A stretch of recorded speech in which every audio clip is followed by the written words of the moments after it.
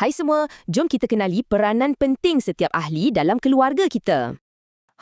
Setiap orang ada tugas istimewa tau. Bila kita bekerjasama, keluarga pun jadi lebih bahagia.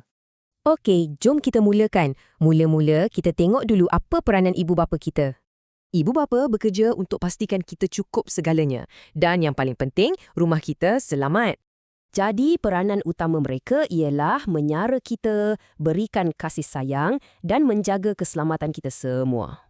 Selain itu, mereka juga sediakan keperluan kita jadi contoh yang baik dan pastikan kita belajar pandai.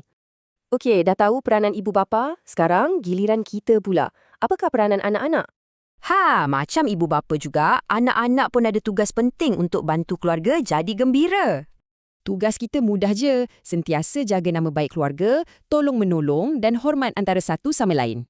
Lagi satu, kita kenalah dengan nasihat dan yang paling penting, belajar rajin-rajin.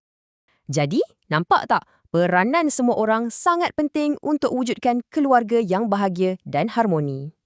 Betul tu, keluarga bahagia terhasil bila semua orang mainkan peranan dan bekerjasama.